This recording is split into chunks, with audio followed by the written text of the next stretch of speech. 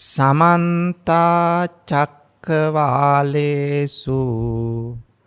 अत्रा गच्छन्तु देवता सद्धम्मं मुनिराजस्य सुनन्तु सग्गमुखदं ධම්මස්සවන කාලෝ අයං බතන්තා ධම්මස්සවන කාලෝ අයං බතන්තා ධම්මස්සවන කාලෝ අයං බතන්තා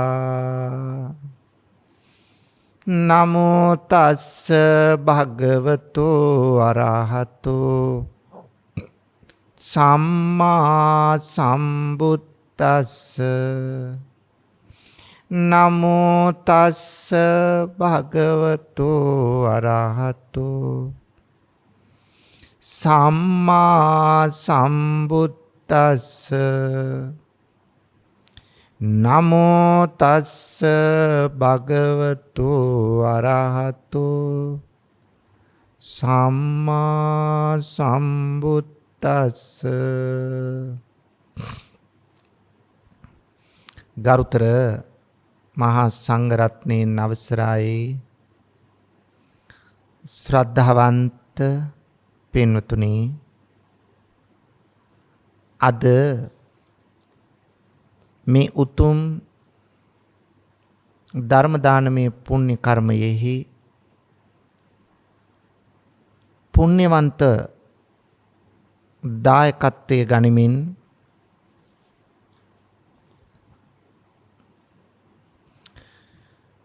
ප්‍රඥා නාලිකාව තුළින් මේ ධර්ම දේශනය විකාශනය කරන්න දායකත්වයෙන් කටයුතු කරන්නේ WMKM විජේතුංග මෑණියන්, ශානක සිදත් බණ්ඩාර සහ පුබුදු චින්තක බණ්ඩාර කියන පුතුන් දෙදෙනා, සුපිපි කුලකුමාරි, ලක්ෂිකා කල්පනී යන ලේලීවරුන් දෙදෙනා, සෙනුලි දුලායා කීත් සෙහස්, කේමි අයංසා, ටෙනාසා ලිතුලි, විහාරා පහන්දි යන මොනුබුරු මිනිබිරියන් සහ ගාමිණී කපිලරත්න බණ්ඩාර මහතා, ලලිතා පද්මිනී මහත්මිය, ජයන්තිපුර 22 පදිංචි, අංක 22 පදිංචි රත්න මෝටස්හි අනෝමා කුමාරි අබේරත්න මහත්මියගේ පවුලේ සියලු දෙනා ඇතුළු පවුලේ සියලු ඥාතීන් විසිනුයි. ඉතින් මේ පින්වතුන් දායකත්වය දක්වමින් බලාපොරොත්තු වෙන අදහස් කීපයක්ම තියෙනවා. අපි ඒ සියල්ල ධර්මදේශනාව අවසානයේදී සිහිපත් කරලා දීර්ඝායුෂ ප්‍රාර්ථනා කිරීම, පුණ්‍යානුමෝදනා කිරීම කරමු. එතෙක් පින්වතුනි, බුදු බණ පදයකට අවධානය යොමු කරමු. පින්වතුනි, ලෞතර තථාගත බුදුරජාණන් වහන්සේ විසින් ලෝක සත්‍යය විශේෂයි ඇති කරගත් පතල මහා කරුණාවෙන් දේශනා කොට වදාළ සද්ධර්මයෙන් බිඳක් ඔබට වටහා දෙන්න තමයි කාලයේ පමණින් මා බලාපොරොත්තු වන්නේ. පින්නතුනි, ධර්ම ශ්‍රවණය කිරීම මහත්ඵල මහානිසංස ලැබෙන මහා කුසල කර්මයක්. ධර්ම ශ්‍රවණය කරනකොට තමයි පින්නතුනි අපට ධර්මයේ නොදන්න තැන් දැනගන්න පුළුවන් වෙන්නේ. දැනගත්ත බණපද තව තවත් ප්‍රගුණ කරගන්න භාග්‍ය ලැබෙනවා. හිත තුළ පවතින යම් යම් වික්ෂිප්ත භාවයන්, නොසන්සුන්කම්, අසහනකාරී බව දුරු කරගෙන හිතට සහනය, සංසිඳීම, සතුට ලං කරගන්න බණ අහන්න ඕන. මොකද පින්නතුනි සමහර ප්‍රශ්නවලට සල්ලි වලින් උත්තර හොයන්න බෑ. කීර්තියෙන් ප්‍රශ්නවලට උත්තර හොයන්න බෑ. පිරිස් බලෙන් උත්තර හොයන්න බෑ. ඒ නිසා දැනුගත්කම් තිබුණත් ඒත් උත්තර හොයන්න බෑ. සමහර වෙලාවට ආචාර්ය උපාධි, මහාචාර්ය උපාධි තියෙනවා. ආචාර්ය මහාචාර්යකම් තිබුණත් පින්නතුනි සමහර අපි හොයාගෙන එනවා විශ්වවිද්‍යාල මහාචාර්යවරු, කතිකාචාර්යවරු. මොකද ඒ ලබාගත් විෂයානුබද්ධ දැනුමෙන් ප්‍රශ්නෙට උත්තරය හොයන්න බෑ. ඒකට ධර්මය අවශ්‍යයි. ඒ නිසා ධර්මයෙන් තමයි පිළිතුරු හොයන්න පුළුවන් වෙන්නේ.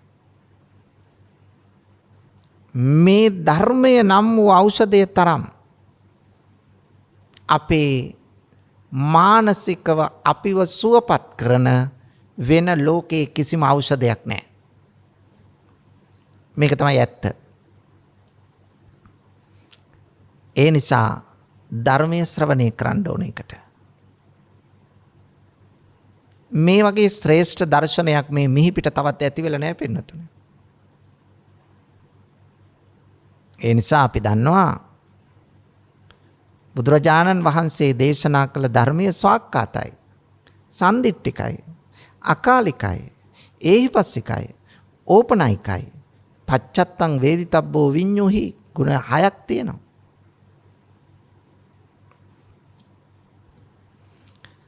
පින්නතුනි ස්වාක්කාතයි. මේකේ අඩුවක් නැහැ. මෙන්න මේ කොටස ආවනම් ධර්මයට හොඳයි. මේ කොටස අඩු වුණා නම් හොඳයි කියලා කාටවත් කියන්න එහෙම දේශනාවක් බුදුහාඳුරු කළා නැහැ. ඒ නිසා මේක අංග සම්පූර්ණයි, කම්ප්ලීට්. සම්පූර්ණ දහමක්. ආයිත් අඩුවක් දකින්න නැහැ පින්නතුනේ. සන්දිට්ඨිකයි, මේක මේ දැන් දකින්න පුළුවන්. සාන්දෘෂ්ටිකයි, මේකේ ප්‍රතිඵල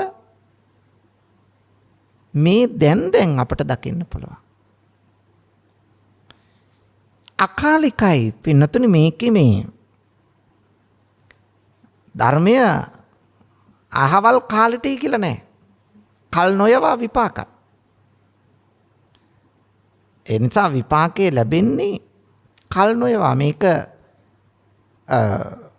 අහවල් කාලෙට විතරයි, මේක අතීතයට විතරයි, වර්තමානට විතරයි, අනාගතේ නෑ. සර්වකාලීනයි. ඒ නිසා පින්නතුනි ටයිම්ලස්. ඒ නිසා මේකේ අංග සම්පූර්ණ දහමක්. ඒ නිසා තමයි ලෝකේ ශ්‍රේෂ්ඨතම දර්ශනය බෞද්ධ දර්ශනය. මේ වගේ දර්ශනයක් මේ මිහිපිට ඇති වෙලා නැහැ. ඒකයි මේ කියන්නේ.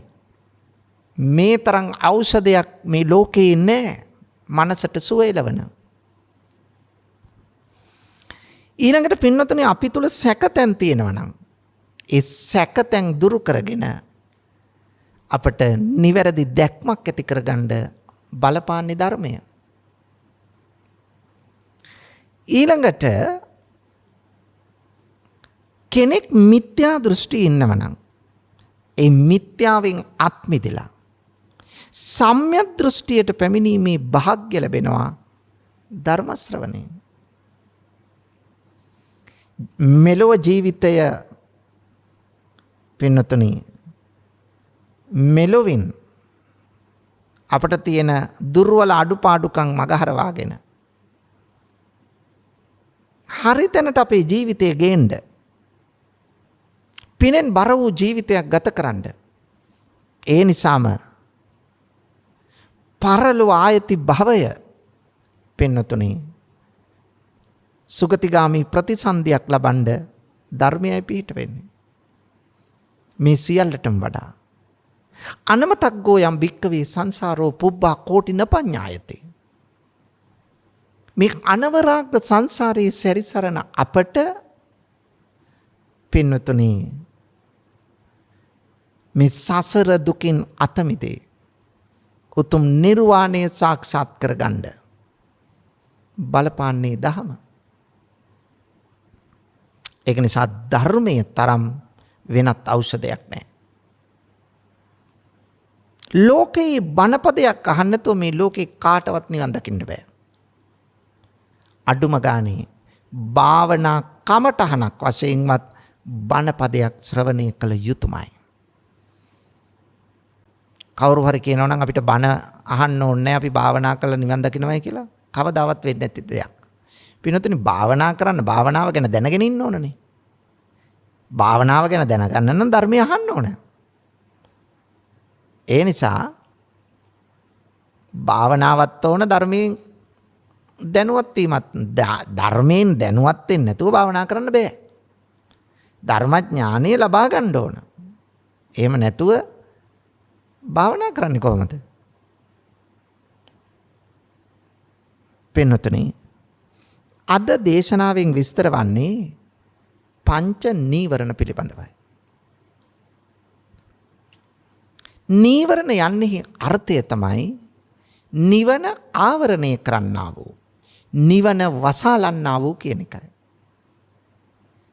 අපට ධානය ලබන්න සමාපatti ලබන්න තියෙන මාර්ගය සම්පූර්ණයෙන්ම වහලා අපිට ආධ්‍යාත්මික සංවර්ධනයට යන ගමන වහලා අපිව කෙලෙස් බරිත සත්වයන් කරන්න අපිව සසරට ඇද දමන්න අපිව අපායගාමී කරන්න බලපාන කාරණා පහක් තමයි මේ නීවරණ කියලා කියන්නේ. එහෙනම් නීවරණ ධර්ම ගැන අපි දැනගෙන සිටිය යුතුමයි. දන්නේ නැතුව කොහොමද මේවා යටපත් කරන්නේ? දන්නේ නැතුව කොහොමද මේවා මේ මුලිනු පුටා දාන්නේ? ඒ නිසා හිතේ ඇතිවන මෙවැනි දේ අපි වටහා ගන්නම ඕන පින්නතුනේ. නැත්තම් අපට ඒ ධර්මයේ දැනගැනීමේ නැත්තම් ඒ මාර්ගයට ප්‍රවිෂ්ඨ වීමේ අවස්ථාව ගිලිහිලා යනවා. පින්නතුනේ මේ නීවරණ ධර්ම අතර තියෙනවා ඔබ අහලා ඇති කලිනුත් කාමච්ඡන්ද, ව්‍යාපාද, තීන මිද්ද, උද්ධච්ච කුක්කුච්ච, විචිකිච්ඡා. මෙන්න මේ පහට කියනවා නීවරණ. සසරට අපිව ඇදලා දාන, සසරට තල්ලු කරන, දුගතියට ඇද දාන, නිවන වහන, නිවන අහුරන, නිවනට බාධා කරන කරුණු හැටියටයි බණ පොතේ පෙන්වන්නේ. කාමච්ඡන්ද. කාමච්ඡන්ද කියලා කියන්නේ කාම වස්තුන්ට ඇති කැමැත්තයි. පින්නතුනි දැන් අප ජීවත් වෙනවයි කියලා කියන්නේ මොකද්ද? අපි ජීවත් වෙනවා කියලා කියන්නේ අපට තියෙන්නේ පංච උපාදානස්කන්ධයක්. මොනවද? රූප, වේදනා, සංඥා, සංකාර, විඥාන. ඔය පහනේ. මට තියෙන්නෙත් ඕක, ඔබට තියෙන්නෙත් ඕක. රූප කියලා කියන්නේ රුප්පති කියලා කියන්නේ වෙනස් වෙනවා කියන එකයි. මේ රූපයට රූපයක් කියලා තියෙන එක වෙනස් වෙන නිසා. වේදනා කියන්නේ දැනීමනේ. චෛතසිකයක් වේදනා. එතකොට මේකේ සැප දැනෙනවා දුක දැනෙනවා. එතකොට සුඛ චේතනා දුක්ඛ චේතනා අදුක්ඛම සුඛ චේතනා. එතකොට මේ චේතනා වේදනා කියලා කියන්නේ චේතනා. සුඛ වේදනා කියන්නේ සුඛ චේතනාව. දුක්ඛ වේදනා කියන්නේ දුක් සහගත චේතනාව. එහෙනම් මේ දැනීම වේදනා සංඥා කියන්නේ හඳුනගන්න එකටනේ. සංඥා කියන්නේ හඳුනගන්න. සංකාර කියන්නේ චේතනාවලට. හිත තුළ ඇතිවන චේතනා. විඥානය කියන්නේ සිතට. ඔය පහට කියනවා පංච උපාදාන ස්කන්ධ. පින්නතුනි පංච උපාදාන ස්කන්ධ. උපාදාන කියන්නේ දැඩිව අල්ලා ගන්නවා කියන එකයි. අපි අල්ලගෙන ඉන්නේ හිතෙන්. දැඩිව අල්ලාගෙන ඉන්නේ. උපාදාන. උපාදාන වශයෙන් අරන් ඉන්නවා. දැන් රහත් වුණාට පස්සේ මේ උපාදාන කියන කොටස ඉවත් වෙනවා. දැන් අපිට දැනට දෙන්නේ පංච උපාදාන ස්කන්ධයක්. රහතන් වහන්සේ කෙනෙකුට තියෙන්නේ පංචස්කන්ධයක්. ඇයි රහතන් වහන්සේලා උපාදාන ඉවත් කරලා තියෙන්නේ. තණ්හාව ඉවත් කරලා තියෙන්නේ. අල්ලා ගැනීම ඉවත් කරලා තියෙන්නේ. නික්ලේශී වෙලා තියෙන්නේ. කෙලෙස් දුරු කරලා තියෙන්නේ. ඒ නිසා උන්වහන්සේලාට උපාදාන නැහැ. එහෙනම් සාමාන්‍ය පුහුදුන් අපට තියෙන්නේ පංච උපාදානස්කන්ධයක්. රහතන් වහන්සේලාට තියෙන්නේ පංචස්කන්ධයක්. අර පහමයි රූප වේදනා සංඥා සංකාර විඥාන මේ පහමයි. හැබැයි එතන උපාදානේ නැහැ. අල්ලා ගැනීමක් නැහැ. තණ්හාව නැහැ. අන්න ඒකයි මේ කියන්නේ. පංචස්කන්ධයයි පංච උපාදානස්කන්ධයයි. අපිට පංච උපාදානස්කන්ධ රහතන් වහන්සේලාට පංචස්කන්ධ.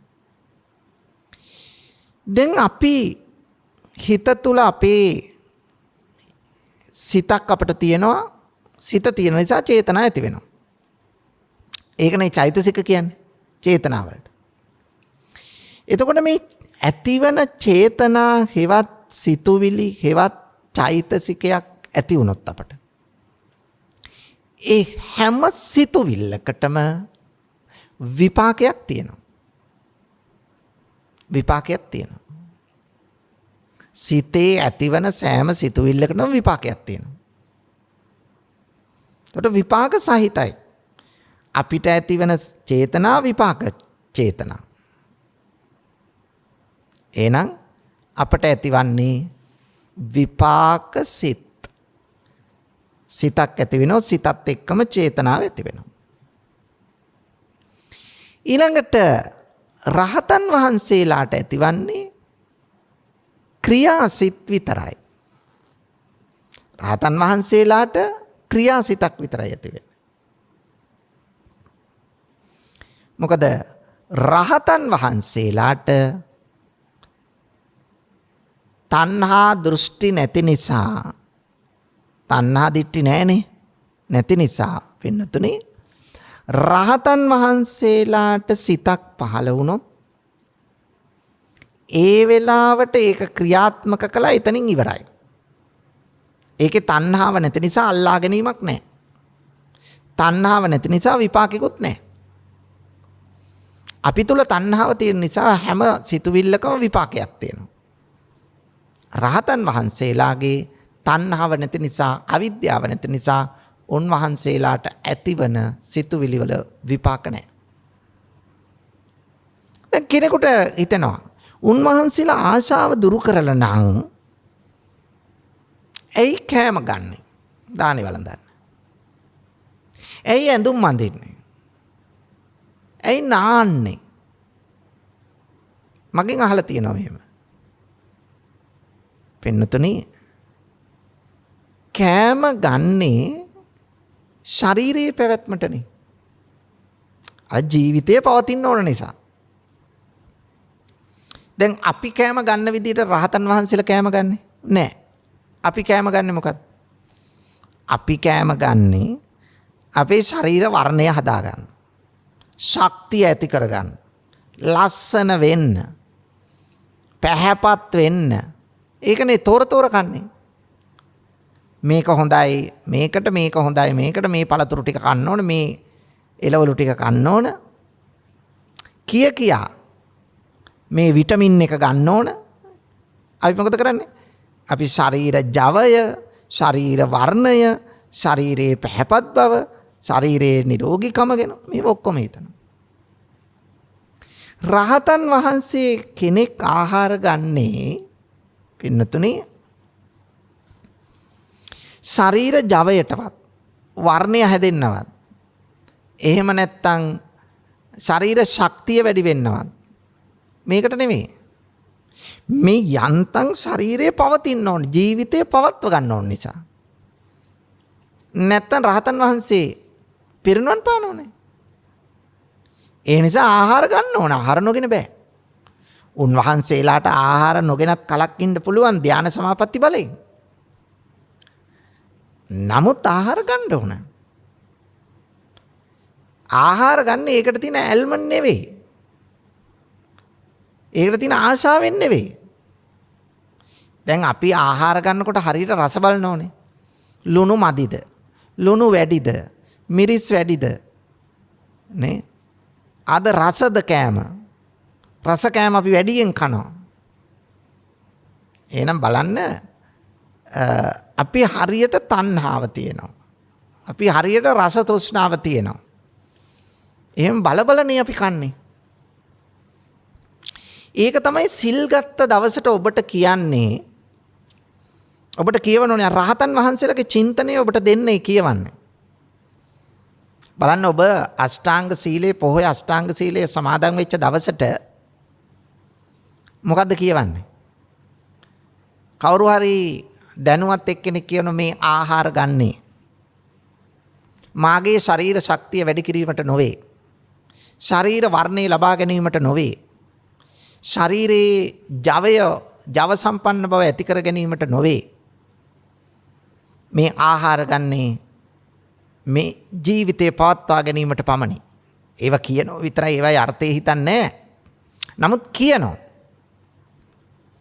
දැන් ස්වාමීන් වහන්සේ කෙනෙකුට පිණ්ඩපාතේ ගිහිල්ලා නැත්තම් දානේ කවුරු හරි ගෙනත් දීලා වළඳන්න කලින් හිතනෝනේ පින්නතුනි.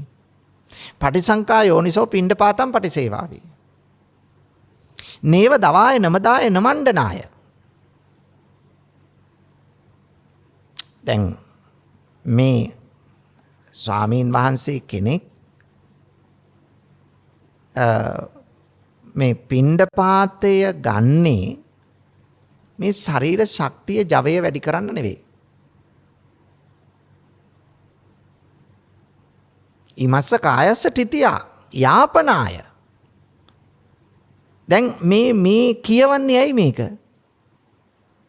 බලන්න මේ ප්‍රත්‍යවේක්ෂාව කරන්න කියන්නේ අන්නර රහතන් වහන්සේලාගේ චින්තනය ටික ටික අපි ගන්න ඕන. ඒකට ඒ නිසා ඔබට මේ කරුණු ටික කිව්වේ රහතන් වහන්සේ කෙනෙකුට ඇතිවන්නේ ක්‍රියාසිතක්. අපට ඇතිවන්නේ විපාකසිත. ඒක තේරුම් කරන්න මම මේ කිව්වේ. එතකොට අපි ආහාර ගන්නකොට ආහාර ගන්නේ රස බල රස තෘෂ්ණාවක්. රහතන් වහන්සේ කෙනෙකුට රස තෘෂ්ණාවක් නැහැ. හොඳට තේරුම් ගන්න එක. රස තෘෂ්ණාවක් නැහැ. එතකොට උන්වහන්සේ ආහාර ගන්නේ ජීවිත පැවැත්ම සඳහා. මොකටද ජීවත් වෙන්නේ? ජීවත් වෙන්නේ අනුන් වෙනුවෙන්. රහතන් වහන්සේ කෙනෙක් ජීවත් වෙන්නේ තමන් වෙනුවෙන් නෙවෙයි. රහතන් වහන්සේට වැඩක් නැහැ තවත් ජීවත් වෙලා. උන්වහන්සේ කෙලෙස් නැසලා උන්වහන්සේ තමන්ගේ භවය අවසන් කළා. ආයි ජීවත් වුණත් එකයි නැතත් එකයි. උන්වහන්සේගේ භවය අවසන්. උන්වහන්සේ ජීවත් වෙන්නේ එහෙනම් තව කලක්. තමන්ගේ ජීවිතේට ආශාවෙන් නෙමෙයි. උන්වහන්සේ ජීවත් වෙන්නේ අපි වෙනුවෙන්. අන් අයට යහපතක් සලසන්න. අන් අයට නිවන් මඟ කියලා දෙන්න. අන් අය තුල ගුණධර්ම වර්ධනය කරගන්න. අන් අයත් සසරගත දුකින් අත්මුදවන්න. ඒකට තමයි රහතන් වහන්සේ කෙනෙක් ජීවත් වෙන්නේ. අන්න එක තේරුම් ගන්න ඕන පින්නතුනේ අපි. ඒ නිසා රහතන් වහන්සේ කෙනෙක් ආහාර ගන්නේ දැන් ඇයි කියලා දන්නවා එහෙනම්. රහතන් වහන්සේ කෙනෙක් චීවරයක් පුරවන්නේ උන්වහන්සේට බලපාන අර උස්නෙන් වලකින නැත්තම් මේ ශරීරය හැඩ කරන්න අලංකාර කරන්න පෙනුම වැඩි කරගන්න නෙවෙයි. අර උස්නය එනවා සීතල එනවා මැසි මදුරු වදුරු වෙනවා ඒවයින් වලකන්න. දංශ මකස වාතාතප සිනින්සප. ඒ නිසා ඒ සඳහා තමයි මේ චීවරය පුරවන්නේ. නමුත් ඔබ ඇඳුමක් අඳින්නේ විලිවසා ගැනීමේ එකම අරමුණ ඇතුවද? විලිවසා ගැනීම එකක්. එහෙනම් ඕනම රෙද්දකුයි හැට්ටකුයි ඇඳ ගන්න පුළුවන් නේ. ඕනම සරමකුයි ෂර්ට් එකකුයි ඇඳ ගන්න පුළුවන් නේ. එහෙම අඳින්නේ නැහනේ. නේ? කඩේට ගිහලා හරියට තෝරනවා. තෝරලා බලනවා මේ ඇඳුම මට ගැලපෙනවද? මේ කලර් එක මේ පාට ගැලපෙනවද? මේ මහපු විදිය මේ විලාසිතාව ගැලපෙනවද? මේක අහවල් හොඳ රෙද්දද? නේ? බලන්න මේ ඔක්කොම බලනවා අපි. මෙතන තියෙන්නේ තෘෂ්ණා දෘෂ්ටි. එහෙනම් අපි තුල හැමතිස්සෙම උපාදානය, ඇලීම, ගැටීම මේවා තියෙනවා. රහතන් වහන්සේ කෙනෙක් තුල ඒව නැහැ. ඒ නිසා පින්නතනි රහතන් වහන්සේ කෙනෙක් ක්‍රියාත්මක වෙන්නේ තණ්හාවෙන් නෙවෙයි. රහත් වුණාට පස්සේ. මේක අපි තාම රහත් නැති නිසා අපිට ඒක නිකන් අමුත්තක්. ඒක නිසා තමයි අපිට ওই ප්‍රශ්න ඇති වෙන්නේ. ඒ නිසා අපේ ජීවිතය තුළ අපි උපාදානය තියෙනවා. එහෙනම් උපාදානය අපි දුරු කරන්න ඕන. ඒ උපාදානය දුරු කරන ගමනට තමයි අපි මේ පංච නීවරණ දුරු කිරීමේ කාර්ය කරන්න යන්නේ. පළමුව යටපත් කළා, දෙවනුව අපි ඊට වඩා වැඩි ප්‍රමාණයකින් යටපත් කළා, තුන්වෙනුව අපි සමුච්ඡේද වශයෙන් ප්‍රහාණය කරනවා. මෙන්න මෙතෙන්ට එන්න ඕන. කාම ඡන්ද. කාම වස්තුන්ට ඇති කැමැත්ත. මොනවද කාම වස්තු? පංචකාම වස්තු. රූප, ශබ්ද, ගන්ධ, රස, ස්පර්ශ. මේවාට අධික ලෙස ඇබ්බැහි වීම, කැමති වීම, ඒවා පසුපස යාම. ආන්න ඒක තමයි මෙතන කියන්නේ කාම ඡන්ද. කාම රාගය, කැමැත්ත, ආශාව, අනුරාගය. මේ පංච කාම වලට තියෙන ගිජුකම, කෑදරකම. රූප පසුපස, ශබ්ද පසුපස, ගන්ධ පසුපස, රස පසුපස, පහස පසුපස. මේවා ප්‍රමාණය ඉක්මවා යාමෙන් මොකද වෙන්නේ? Tamanට කවදාවත් බෑ මේවත් එක්කම ගැටිලා නිර්වාණය සාක්ෂාත් කරන්න.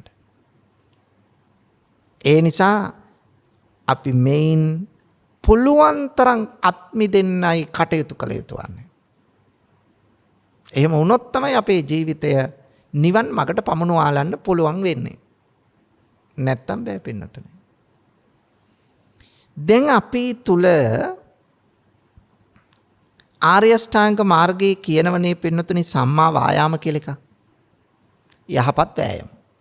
මොකටද මේ වෑයම් කරන්නේ? උත්සාහ කරන්නේ, වෙර දරන්නේ, වීරිය වඩන්නේ, අදිෂ්ඨානය ඇති කරගන්නේ. උත්සාහවත් වෙන්නේ මොකටද? නූපන් කුසල් ඇති කරගන්න. උපන් කුසල් වැඩි දියුණු කරගන්න. මේකටනේ. නූපන් කුසල් ඇති කරගන්න. එතකොට නූපන් කුසල් ඇති කරගන්නට නම් පින්නතුනි ඒ සඳහා අපි මහන්සි වෙන්න ඕන. දැන් කාම ඡන්දය අධික ලෙස තිබුණොත්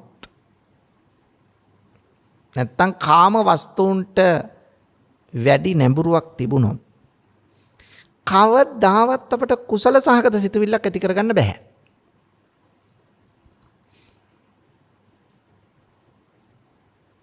පින්නතුනි එහෙනම් නූපන් කුසල් ඇති කරගන්න බෑ. ඒ කුසල සහගත සිතුවිලි නෙවෙයිනේ ඇති වෙන්නේ. ඇති වෙන්නේ ඔක්කොම අකුසල සහගත සිතුවිලි. පාපී සිතුවිලි, අයහපත් සිතුවිලි, වැරදි සිතුවිලි, කාමුක රාගික සිතුවිලි අපි තුල ඇති වෙන්නේ. එහෙනම් ඒවා පාලනයකට නතු කිරීම අපි කළ යුතුමයි. ඒවා පාලනයකට නතු කරන්න ඕන. ඒ නිසා පාලනයකට නතු කිරීම අත්‍යවශ්‍ය කාරණයක්.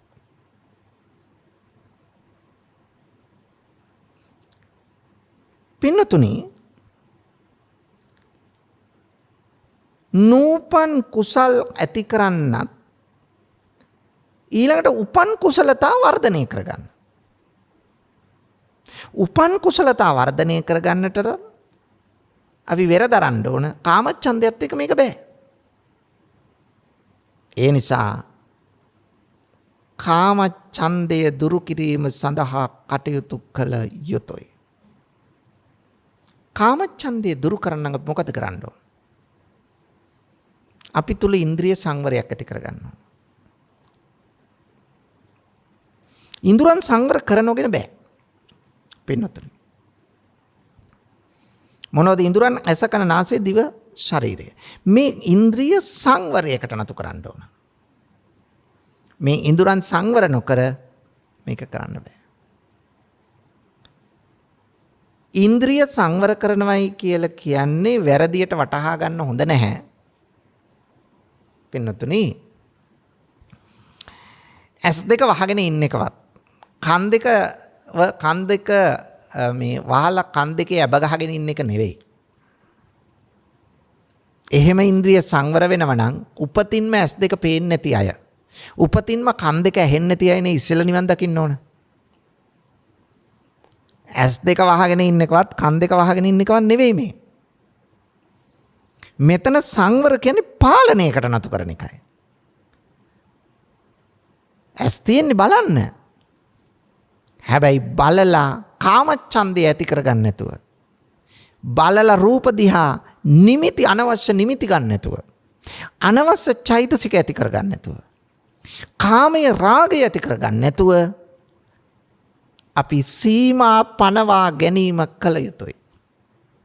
අන්න එතෙන්ට එන්න ඕන පින්නතුනි අපි මනසින් කාමච්ඡන්දේ පාලනය කරන. ඒකයි මේ ඉන්ද්‍රිය සංවර කරගන්න කියන්නේ. ඊළඟට අපි තුල තියෙන්න ඕන මේ පමණ දෙන ආහාර ගැනීම, භෝජනයේ මත්ඤ්‍යතාව. අනවශ්‍ය ලෙස ආහාර පසුපස, රස පසුපස සමහරුන්ට කොච්චර කෑවත් මදිනේ. එතකොට මේකෙන් සෑහීමක් නැහැ. ඒ නිසා මොකද වෙන්නේ? කාලම අසනීප වෙනවා. කාලම ඉතා ඉක්මනින් මැරෙනවා. කන්න ඕන. ඒකයි ජීවිත පැවැත්ම සඳහා කන්න කියන්නේ. ලෞකික ජීවිතේ රස බලනවා. රස බලන එක, කෑමේ රස බලන එක පාපයක් නෙවෙයි.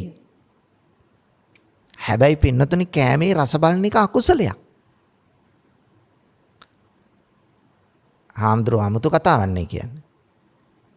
ඉතින් කෑමක රස නොබලන්නද අකුසල් කියලා? ඔව් අකුසලයක්. පාපයක් නෙවෙයි හැබැයි. අන්න ඒකයි තේරුම් ගන්න ඕන. අකුසලයක්. ඇයි අකුසල් කියන්නේ? අපට අකුසල් මුල් තුනක් තියෙනවා. මොනවද? ලෝභ, දේශ, මෝහ. එතකොට ලෝභ, දේශ, මෝහ අකුසල මුල් තුනෙන් පළවෙනි එකනේ ලෝභය. ආශාව. එතකොට කෑමේ රස බලන්නේ ආශාවෙන්, රස තෘෂ්ණාවෙන්. එහෙනම් දැන් ඔබට තේරුණාද රස තෘෂ්ණාව කියන්නේ අකුසල කර්මයක් කියලා? අකුසල මූලයක් කියලා. එහෙනම් කෑමේ රස බැලීම පවක් නොවුනාට අකුසලයක් නිවනත් එක්ක සැසඳුවාම. ඒක නිසා තමයි රහතන් වහන්සේ කෙනෙක් රස තෘෂ්ණාව නැති කළ රස බලන්නේ නැත්තේ. අපටත් ඒක හුරු කරවන්න තමයි මං අර කිව්වේ පොයේ දවසට අර වාක්‍ය කියවන්නේ. මම මේ ආහාර ගන්නේ ශරීරයේ ජවය පිණිස නොවේ, ශරීර වර්ණය පිණිස නොවේ, ශරීර ශක්තිය පිණිස නොවේ, මගේ ජීවිත පැවැත්ම පිණිසයි. අර ඔය වාක්‍ය කියවන්නේ ඕකට. ඒ කියන්නේ රස තෘෂ්ණාව අකුසලයක් නිසා. එහෙනම් පින්නතුනේ ඔන්න බලන්න අපි පළවෙනි කාරණේ තමයි ඉන්ද්‍රිය සංවර කරගන්න ඕන. දෙවෙනි කාරණේ තමයි භෝජනේ පමණ දැනගන්න ඕන. ඒ කියන්නේ භෝජනේ මත්ඤ්‍යතාව පමණ දැන ආහාර ගන්න. කන්න ගියහම බුදුහාමුදුරු දේශනා කරනවා తත්‍ර වට්ටක වැටෙනකන් කන්න එපා. ඒ කියන්නේ හිටගෙන ඉන්න බැරි ගන්නටම එනකන් කන්න එපා. අලං සාටක ඇඳුම් බුරුල් කර කර කන්න එපා. අලං සාටක බුත්ත වමික කාපුව ආපහු වෙනකන් කන්න එපා. කාක මාසක කපුටන් වගේ හැම වෙලාවෙම කකා ඉන්න එපා. එහෙනම් කන්න ඕන කොහොමද? චත්තාරෝ පංච ආලෝපේ අබුත්වා උදකං පිවේ. චත්තාරෝ කියන්නේ 4, පංච කියන්නේ 5, ආලෝපේ කියන්නේ බත් පිඩු.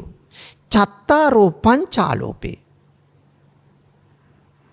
අබුත්වා දැන් කාගෙන යනකොට තව බත් කටවල් 4ක් හෝ 5ක් කන්න බඩේ ඉඩ තියෙනවා. හැබැයි ඒ ටිකත් කාලා බඩ පිරෙන තත්ත්වෙට පත් කරගන්න එපා. බත් කටවල් 4ක් හෝ 5ක් කන්න ඉඩ තියලා නතර කරන්න. කෑම කන එක නතර කරන්න. නතර කළා අන්නේ ඉතුරු ටිකට උදකං පිවේ වතුර බොන්නලු. බලන්න ශරීර සෞඛ්‍ය රැකෙන්නත් භාවනාවට පහසු වෙන්නත් කාමච්ඡන්දය දුරු කරන්නත් අත්‍යවශ්‍ය කාරණයක්. නැත්තම් කාලම ගියාම එතනින් වෙන්නේ කාමච්ඡන්දේ තව වැඩි වෙන එක. කන්නම හොයන පිරිසක් ඉන්නවා. ඊළඟට අපි මේ කාමච්ඡන්දය පාලනය කරන්න දුරු කරන්න පින්නතුනි අපි තුල ඇති කරගන්න ඕන මේ ධාර්මික කතාවක්. දැහැමි කතා. ධර්මයේ සාකච්ඡා කිරීම අත්‍යවශ්‍යයි. ධර්මයේ සාකච්ඡා කරනකොට අර වැරදි කතා අපට එන්නේ නැහැ. අර දෙතිස් කතාවක් භික්ෂුන්ට තහනම් කරලා තියෙනවනේ. රාජ කතා, චෝර කතා ඕවා. අනුමත කරපු කතා 10ක් තියෙනවනේ බුදුහාමුදුරුවෝ. අප්පිච්ච කතා, සන්තුට්ටි කතා, පවිවේක කතා, අසංසග්ග කතා. මේ වගේ කතා ඒවා තමයි අපි කළ යුතු වන්නේ. එතකොට අර කාමච්ඡන්දේ වර්ධනය වෙන්න ඉඩක් නැහැ. එහෙනම් ධර්මානුකූල කතාවක නිරත වෙන්න. ඊළඟට සත්පුරුෂයෙක් ආශ්‍රය කරන්න. අපි වැරදි මිනිස්සු, අසත්පුරුෂයෝ, පාප මිත්‍රයෝ, දුර්ජනයෝ, සල්ලාලයෝ, වංචනිකයෝ ආශ්‍රය කරොත් අපි තුල කාමච්ඡන්දය වැඩි වෙනවා. අපි නරක කෙනෙක් වෙනවා. අපි රාගයට සම්බන්ධ කෙනෙක් වෙනවා. හොඳ අය ආශ්‍රය කරනවා නම්, ආදර්ශයක් ගන්න පුළුවන් කෙනෙක් ආශ්‍රය කරනවා නම්, හොඳ චරිතවත් කෙනෙක් ආශ්‍රය කරනවා නම් අපි කවදාවත් වැරදි පැත්තට වැටෙන්නේ නැහැ. ඔන්න බලන්න පින්නතුනි කාමච්ඡන්දේ පාලනය කරගන්න තියෙන ක්‍රම. ව්‍යාපාද දෙවනි නීවරණය. ව්‍යාපාදය කියලා කියන්නේ තරහ, ක්‍රෝධය, වෛරය, අමනාපය, පලිගැනීම. මේ සේරම ඇති වෙන්නේ මේ ව්‍යාපාදය නිසා, මේ තරහ නිසා, මේ පටිගය නිසා. බරපතල අකුසල කර්මයක්, බරපතල නීවරණයක්, නිවන වහන කරුණක්. මේකේ බරපතල කොච්චරද කියලා මම පැහැදිලි කරන්නම්. බලන්න. ඔබ දන්න ඕනේ දස සංයෝජනය කියලා 10ක් තියෙනවනේ. දැන් ඔය දස සංයෝජන ගත්තාම සක්කාය දිට්ඨි විචිකිච්ඡා සීලබ්බත පරාමාස කාමරාග පටිග රූප රාග අරූප රාග මාන උද්ධච්ච අවිජ්ජාව දන්නවා. ඔය 10 තමයි දස සංයෝජන. මේ සංයෝජන කියන්නේ සසරට බැඳ තබනෝ මේවයින්. සසරට බැඳ තබන රැහන් කියන අර්ථයෙන් සංයෝජන. එතකොට මේ සංයෝජන 10න් බලන්න පින්නතුනි පළවෙනි සංයෝජන 3 මොනවද? සක්කාය දිට්ඨි විචිකිච්ඡා සීලබ්බත පරාමාස. මේ සංයෝජන 3 නැති කරලා දාන්න මුලිනු පුටා දාන්න පුළුවන් සෝවාන් මගඵල නුවණින්.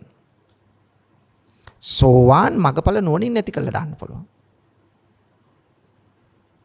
බරපතල කරුණු 3ක් සෝවාන් මගඵල නුවණින් නැති කරනවා. ඒ වුණාට කාම රාග පටිග කියන මේ සංයෝජන දෙක මෙතන තියෙන සංයෝජන දෙකයි. මේ සංයෝජන දෙක නැති කරන්න පින්වතුනි ගත වෙනවා මාර්ගඵල දෙකක්. ඒකෙන්ම ඔබට දැනෙනවා ඇති මේකේ බරපතලකම. දැන් කාමරාග පටික දෙකේ බලය අඩු කරන්න පුළුවන් වෙනවා. බලය අඩු කිරීම විතරයි කරන්න පුළුවන් වෙන්නේ. නැති කරන්න බෑ. ඒ සක්‍රුදාගාමී මගඵල නුවණින්. නමුත් සෝවාන් මගඵල නුවණින් මුල් සංයෝජන තුනම මුලිනු පුටා දැම්මා. ඒ වුණාට ඊළඟ සංයෝජන දෙක නැති කරන්න බෑ එහෙම.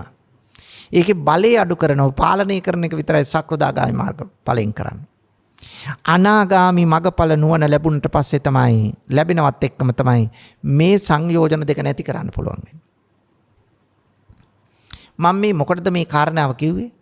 මේ සංයෝජන දෙකේ මේ කාම රාගයේ මේ කාම ඡන්දයේ මේ ව්‍යාපාදයේ කෝපයේ පටිගයේ තියෙන බරපතලකම පෙන්වන්න. මොන තරම් බරපතල කාරණා දෙකක්ද පින්නතුනි මේ. මේක තමයි ස්වභාවය. එහෙනම් මේක දුරු කරගන්න අපිට පුළුවන් වෙනවා. මේක දුරු කරන්නේ නැතුව අපේ ඉදිරි ගමනක් නැහැ. මේක දුරු කරගන්න පුළුවන් වෙනවා. එතකොට මේක දුරු කරන්න තරහ හැමතිස්සෙම අපට තරහ කියන එක ඇති වෙන එකක්. ඒක තමන් වෙනුවෙනුත් ඇති වෙනවා, අනුන් වෙනුවෙනුත් ඇති වෙනවා. මේක පාලනය කරන්නට අපි උත්සාහ කරන්න ඕන. ඒ සඳහා තරහක් ඇති උනායි කියලා දැනෙන්න ඕන. මේකටත් ඉන්ද්‍රිය සංවරයක් ඕන. මේකටත් සත්පුරුෂ ආශ්‍රය ඕන. මේකට මෛත්‍රී වඩන්න ඕන. මෛත්‍රී වඩන්න නැතුව බෑ. තරහේ විරුද්ධ කරුවා වඩන්න ඕන. තරහේ විරුද්ධ එක්කෙනා තමයි මෛත්‍රිය. එතකොට මෛත්‍රිය වඩන්න ඕන. මෛත්‍රිය වැඩිවීමෙන් පුළුවන් වෙනවා අර තරහ ටික පාලනය කරන්න. ඔන්න ව්‍යාපාද කිව්වේ ඒකයි. ඊළඟ නීවරණය තීන මිද්ද.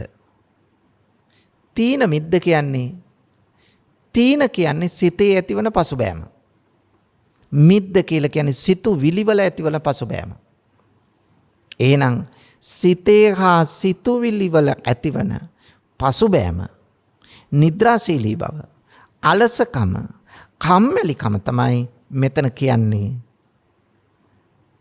තීන මිද්ද. දැන් ඔබ තුල ඇති වෙලා නැද්ද කියලා බලන්න තීන මිද්දය. සමහර වෙලාවට වැඳුම් පිදුම් කරන්න ගියාමත් කම්මැලි. පුළුවන් තරම් ગાත කීපයක් කියලා නැගිටලා යන්නයි හදන්නේ. සමහරවිට බණක් අහන්න පටන් ගත්ත විතරයි නිදි. පන්සිල් දීලා දේවතා ආරාධනාව කරනකොට සමහරු නිදි. මොකද තීන මිද්දය. භාවනා කරන්න වාඩි වුණා විතරයි නිදි. තීන මිද්ද. ඒ නිසා මෙන්න මේ අලසකම, මෙන්න මේ කම්මැලිකම, මෙන්න මේ නිද්‍රාශීලීකම අපි දුරු කරගන්න ඕන. කොහොමද දුරු කරන්නේ? මේ කම්මැලිකම දුරු කරන්න නම් පින්නතුනි අපි තුල වර්ධනය කරන්න ඕන ගුණධර්ම කීපයක් තියෙනවා. මේ කම්මැලිකම නැති කරගන්න අපිට සිහිය තියෙන්න ඕන. අපිට යෝනිසෝ මනසිකාරය තියෙන්න ඕන. ඒ තුලින් අපි තුල ඇති කරගන්න ඕන ආරම්භක ධාතු කියන එක. මොකද්ද ආරම්භක ධාතු කියන්නේ? ආරම්භක ධාතු කියලා කියන්නේ යම් කාර්යයක් යම් කුසල කර්මයක් අපි කරනවා කියා හිතා වැඩක් නැහැ. මේක පටන් ගන්න ඕන. ඒකට වීරිය නැතුව බෑ. උත්සාහය නැතුව බෑ. අදිෂ්ඨානය නැතුව බෑ. එතකොට අදිෂ්ඨානයේ උත්සාහය වීරිය අවශ්‍යයි. මොකටද? මේ තීන මිද්දේ දුරු කරගන්න. එතකොට ආරම්භක ධාතු. අපි කර්මයක්, අපි ක්‍රියාවක්, අපි හොඳ දෙයක්, කුසල කර්මයක් ඇති කරගන්නට නැත්තම් කරන්නට පටන් ගන්න ඕනේ. හිත ඉඳලා බෑ. නික්කම ධාතු. පටන් ගත්ත කුසල කර්මය දැන් හරි කියලා නතර කළා බෑ. ඔන්න භාවනාව පටන් ගත්තා හිතලා දවස් ගානක් පටන් අරගෙන කළ පළවෙනි දවස විතරයි ආපහු මාස ගානකට භාවනාවක් නැහැ. එහෙම බෑ.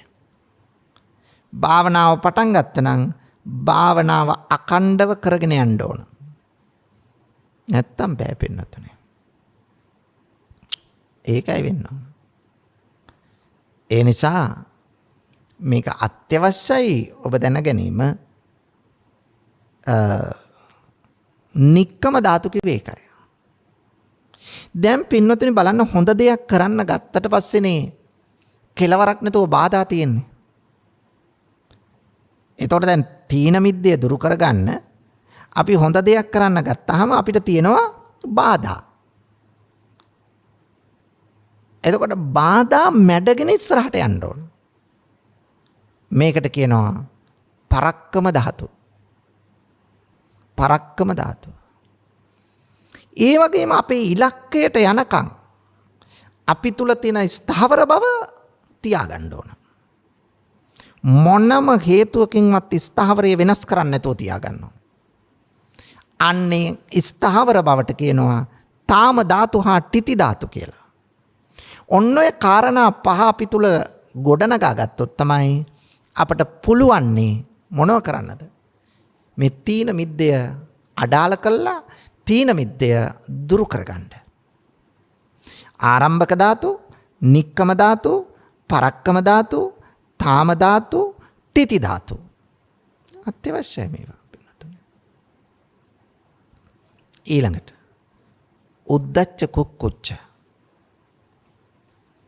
උද්දච්ච කියලා කියන්නේ උඩඟුකම නෙවෙයි. උද්දච්ච කියලා කියන්නේ මොකද්ද? හිතේ තියෙන විසිරෙන ගතිය. හිතේ තියෙන නොසන්සුන් ගතිය. මේක තමයි උද්දච්ච කියන්නේ. හිත විසිරෙන්නේ කොහේද? දැන් චිත්ත වර්ගයේ බුදුහාමුදුරු දේශනා කරනවා දූරංගමං ඒකචරං අසරීරං ගුහාසයං යේ චිත්තං සංඤ මෙස්සන්ති මොක්කන්ති මාර බන්ධනා. මේ හිතේ හැටි කියනවා. කොහොමද හිතේ හැටි? දූරංගමං ඒක දුර ගමන් යන කෙනෙක්. ඒකචරං තනිව හැසිරෙන කෙනෙක්. අසරීරං ශරීරයක් නැති කෙනෙක්. ගුහාසයන් ගුහාවක විසෙන කෙනෙක්. මේ තමයි හිතේ හැටි. හැම තිස්සේම කලබලයි. හැම තිස්සේම විසිරෙන සුළුයි. හරියට හුළඟට පැද්දෙන කොඩියක් වගේ හැම තිස්සේම ලෙලදෙනවා. හැම තිස්සේම චංචලයි. හරියට ගල් කැටයක් අරගෙන වේලිච්ච අලු තියෙන අලු ගොඩකට ගැහුවා වගේ. එතන විසිරිලා යන දූවිලි වලාවක් වගේ. ආන්න මේක තමයි හිතේ විසිරීම, උද්දච්චය. මෙන්න මේ හිත විසිරෙන ස්වභාවය හඳුනා ගන්න ඕන. කොහේද විසිරෙන්නේ? විසිරෙන්නේ අරමුණු වලයි. අපි තුල තියෙන අරමුණු වල තමයි විසිරෙන්නේ. අරමුණු ගන්නෙ කොහෙන්ද? හිතෙන්. මොනව මාධ්‍ය කරගෙනද? ඇස කන නාසය දිව ශරීරය. මොනවා ග්‍රහණය කරගෙනද? රූප ශබ්ද ගන්ධ රස ස්පර්ශ. ඇසෙන් රූපයක් බලලා මනසේ ඇති කරගන්නෝ චේතනාව. එතකොට ඔන්න ඔතන තමයි අපි කියන්නේ ඔන්න ඔය ඇති කරගන්න අරමුණු වල තමයි හිත විසිරෙන්නේ. එතකොට භාවනාව කර ගියාම අපි මුලින් ඇති කරගන්න ඕන චිත්ත ඒකාග්‍රතාව. සිත කාර්මුණකට ගැනීම. සිත සමාධිගත කර ගැනීම. මේ සමාධිය කියන එක අපි තුල ඇති කරගන්න ඕන. ආන්න එතකොට තමයි අර උද්දච්චය නැති කරගන්න පුළුවන් වෙන්නේ. කුක්කුච්ච කියන්නේ මොකද්ද? පසුතැවීම. මොකටද පසුතැවෙන්නේ? කළ වැරදි වැඩ කළ පව්කම් ගැන හා නොකළ හොඳ වැඩ නොකළ පින්කම් ගැන හිතා පසුතැවෙනවා.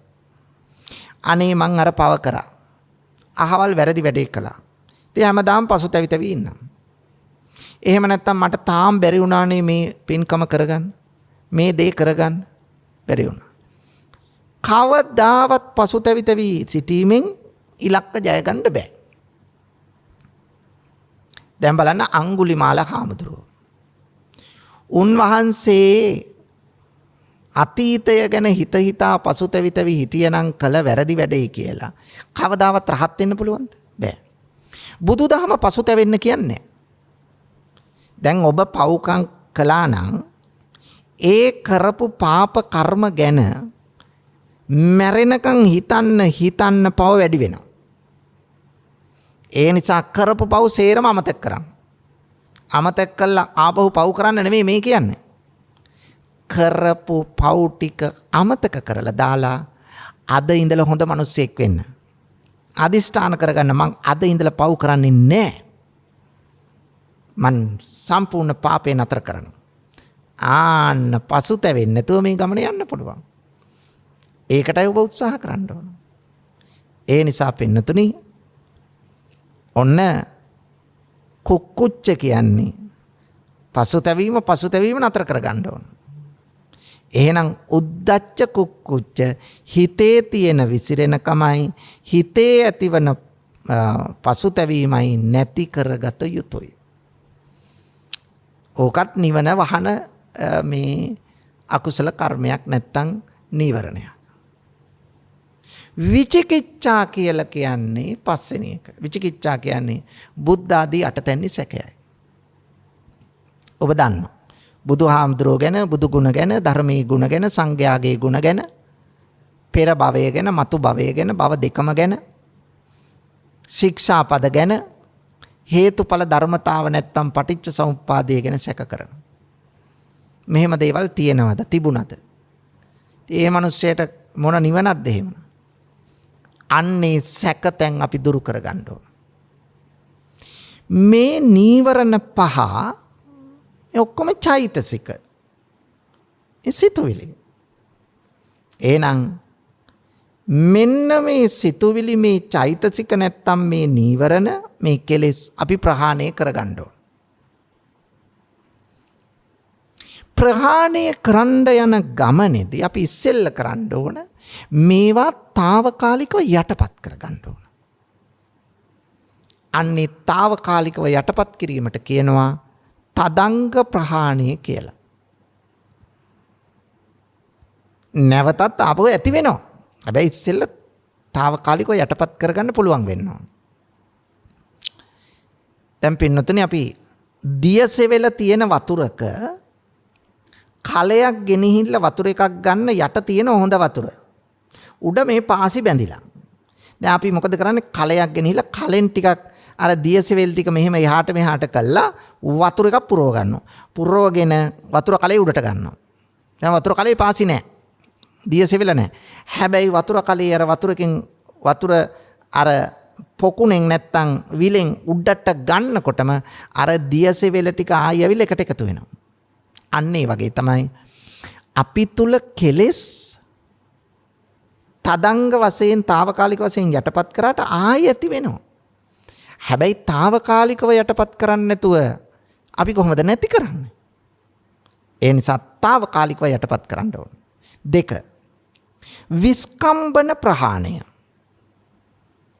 දැන් අපි ඊට වඩා වැඩි වෙලාවක් පවතින ධානා සමාපatti ලබාගෙන අපි සමතේ වඩමින් අපි මොකද කරන්නේ? අනේ ඊට වඩා වැඩි කාලයක් යටපත් කරලා තියෙනවා. උදාහරණයක් වශයෙන් අපි හිතමු අපි ගමනක් යනකොට කැලේක කටුපඳුරක් තියෙනවා. කටුපඳුර උඩින් අපි එහා පැත්තට යන්න ලෑල්ලක් දානවා. ලෑල්ල දාලා ලෑල්ල උඩින් අපි යනවා. දැන් අපේ කටු යන්නේ නැහැ. දැන් අපි යන්න එනකම් අර කටුපඳුර පහත් වෙලා තියෙනවා. දැන් අපි ලෑල්ලෙන් එහා පැත්තට ගිය ගමන්ම කටුපඳුර ආපහු තිබුණු විදියට නැකිටලා ලෑල්ල පැත්තකට දාන්නේ නැහැ. එහෙම ශක්තිය නැහැ. ඇයි පාගගෙනනේ යන්නේ දැන් අපි. නමුත් අපි ටික දවසක් දැන් මෙතනින් යන ගමන නතර වුණොත් එහෙම අර ලෑල්ල දැම්මයි කියලා හරියන්නේ අර කටුපඳුර මොකද කරන්නේ? ටික ආපහු වැඩිලා යථා තත්ත්වයටපත් වෙමින් ලෑල්ල පැත්තකට විසි වෙනවා. ඒකයි වෙන්නේ. අන්න ඒ වගේ තමයි අපි අර කලින්ට වඩා වැඩි වෙලාවක් තදංග ප්‍රහාණයට වඩා විස්කම්බන ප්‍රහාණයේදී වැඩි වෙලාවක් අර මේ නීවරණ නැත්තම් මේ කෙලෙස් යටපත් කරලා තියාගන්න. ආපහු එනවා. ඒ උනාට යටපත් කරලා තියාගන්න. ඊළඟට අපි තමයි සමුච්ඡේද වශයෙන් ප්‍රහාණය කරන්නේ. ඔන්න සමුච්ඡේද ප්‍රහාණයට අපි එන්න ඕන ඊළඟට. සමුච්ඡේද ප්‍රහාණයට ආවට පස්සේ ආයිත් ඇති වෙන්නේ ඇති නොවෙන්නම නැති කරනවා. ඉතින් ඒකට ඉස්සෙල්ලා අපි සමත භාවනාව වඩන්න ඕන. සිත දියුණු කරන භාවනාව. ඒතර කෙලෙස් හඳුනගෙන සිත දියුණු කරලා ඒවා පාලනය කරගෙන සංවරශීලීත්වය ඇති කරගන්න පුළුවන්. සමත භාවනාවෙන් ඊළඟට අපි යන්න ඕන විදර්ශනාවට. විදර්ශනාවෙන් තමයි මේ කෙලෙස් මුළුණු පුටා දැමීම කළ හැකි වන්නේ. අන්න එවැනි තත්ත්වයක් ගොඩනගා ගන්න අපි උත්සාහ කරන්න ඕන. ඒ නිසා මෙන්න මේ පංච නීවරණ හරි හැටි හඳුනගෙන මේවා හිත තුළ ක්‍රියාත්මක වෙන හැටි හඳුනගෙන මේවා යටපත් කරන ආකාරය දැන් ඔබට මං කියලා දුන්නා. ඒවා යටපත් කරලා දීර්ඝ කාලීනව යටපත් කරලා හැමතිස්සෙම සිහියෙන් යෝනිසෝ මනසිකාරයෙන් යුක්තව කටයුතු කරලා අපේ ජීවිතය ඕන්න මෙලොවින් යහපත ඇති කරගත්තාම පරලොව සුගතිගාමි මේ භවයේම අපි ධානයක් උපදවා ගන්න උත්සාහ කරනවා. බැරි වුණොත් අපිට මෑත භවයකදීම ධාන සමාපත්තිලාභී විදියට කටයුතු කරලා උතුම් අමා මහ නිවනින් සැනසෙන්නට අපට හැකියාව ලැබේවි. එවැනි තත්ත්වයක් ගොඩනගා ගන්නට අපට ධෛර්යය, ශක්තිය, වාසනාව ලැබේවායි ප්‍රාර්ථනා කරමු. පින්නතුනි, අද මේ උතුම් ධර්ම දානමය පුණ්‍ය කර්මයෙහි පින්වත් දායකත්වයෙන් කටයුතු කරන්නේ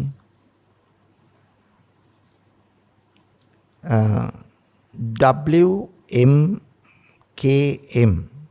විජේතුංග මෑණියන්, ශානක සිදත් බණ්ඩාර සහ පුබුදු චින්තක බණ්ඩාර පුතුන් දෙදෙනා, සුපිපි කුලකුමාරි ලක්ෂිකා කල්පනී ලේලීවරුන් දෙදෙනා, සෙනුලි දුලායා කීත් සෙහස් කේමි අයන්සා ටෙනාසා ලිතුලි විහාරා පහන්දි යන මුණුබුරු මිනිපිරියන් සහ ගාමිණී කපිලරත්න බණ්ඩාර මහතා, ලලිතා පද්මිනී මහත්මිය, ජයන්තිපුර අංක 22 පදිංචි රත්න මෝටර්ස්හි අනෝමා කුමාරි අබේරත්න මහත්මියගේ පවුලේ සියලු දෙනා ඇතුළු පවුලේ සියලුම ඥාතීන්. ඉතින් ප්‍රඥා රූප වාහිනියෙන් ලංකා වාසීන්ට පමණක් නෙවෙයි සමස්ත ලෝක වාසීන්ටම බණපදයක් ශ්‍රවණය කරන්න මහා කුසල කර්මයකට දායක වුණා කියලා සන්තෝෂ වෙන්න. මේ පින්වතුන්ගේ අරමුණු අතර තියෙනවා 2021 නොවැම්බර් 24 වන දිනට 39 වන ජන්මදිනයේ යෙදුණු ශානක සිදත් බණ්ඩාර ලොකු පුතාට නිදුක් නිරෝගී සුවපත් භව දීර්ඝායු සම්පන්නිය ලැබේවායි ප්‍රාර්ථනා කරනවා. නොම්බර 2 සමගිපුර නාවලපිටිය පදිංචිව සිට මිය පරලොව ගොස් 2021 ජුනි මාස 29 වන දිනට අවුරුදු 4ක් සම්පූර්ණ වන UM ජයරත්න දයාබර ස්වාමි පුරුෂයාට දයාබර පියාණන්ට සහ දැනට වසර 43කට පෙර පරලෝසපත් WMKM විජේතුංග මහත්මියගේ දයාබර පියාණන් වන WM රම්බණ්ඩා මහතා සහ දැනට වසර 6කට පෙර මිය ගිය විජේතුංග මහත්මියගේ දයාබර මෑණියන් වන RM නන්දාවතී පොඩිමණිකේ සහ දෙපාර්ශවයේ මිය පරලෝ ගිය